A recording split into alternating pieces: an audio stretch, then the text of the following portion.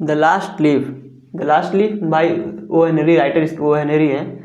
आखिरी पत्ता एक छोटी सी कहानी है, शॉर्ट स्टोरी है। इसके मुख्य 3 पात्र हैं, कैरेक्टर हैं, सू, जॉन्सी, बैरमैन। सू और जॉन्सी क्या है, दोनों फ्रेंड हैं, कलाकार हैं, चित्रकार हैं, और एक ही मकान के 3rd फ्लोर पे फ्लैट लेके रहते हैं। उसी मकान के ग्राउंड फ्लोर पे कौन रहते हैं, बैरमैन। ये एक ओल्ड पेंटर है, पुराने बुजुर्ग पेंटर हैं, और अपने मास्टरपीस का इंतजार कर रहे हैं, वेटिंग फॉर हिज मास्टरपीस। तो होता क्या कहानी में, जो जॉन्सी है उसको नवंबर के महीने में निमोनिया हो जाता है। फिर डॉक्टर आते हैं, उसको सही करने की पूरी कोशिश करते हैं, दवाई देते हैं, लेकिन सही नहीं होती है। सू भी अपनी तरफ से पूरी कोशिश करती है कि जॉन्सी को सही कर दे, लेकिन वो अच्छी नहीं होती है।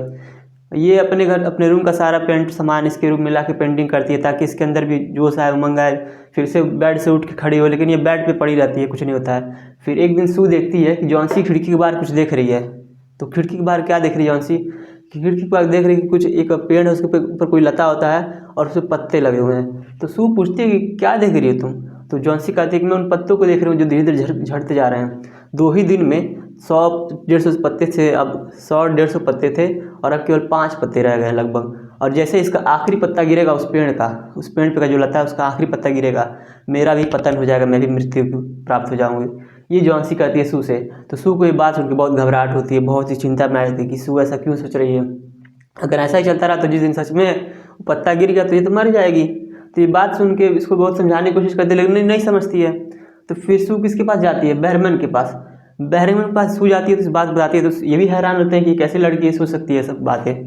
इसको समझाने की कोशिश करते हैं लेकिन समझती नहीं है। तो एक रात क्या होता है, बहुत तेज तूफान आता है।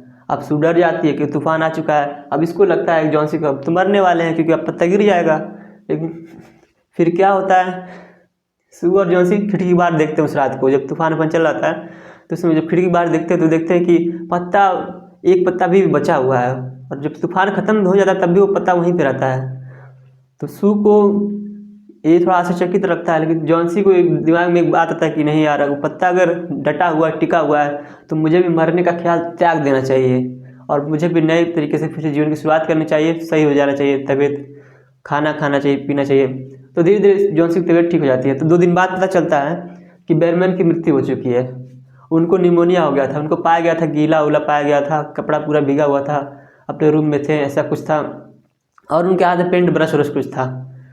तो ये बात समझ में आता है जॉन्सू को कि इन्होंने अपना मास्टरपीस वो किया, एक पत्ता बनाया और उस पेड़ पर टांग दिया, और वही पत्ता गिरा नहीं, जिसकी वजह से जॉन्सी के मन में उम्मीद आया कि हम भी जिंदा रह सकते हैं। तो ये इनका आखिरी मास्टरपीस था, उस पेड़ के ऊपर जब उन्होंने पत्ती बनाया था। और यही कहानी थी द लास्ट लीफ की।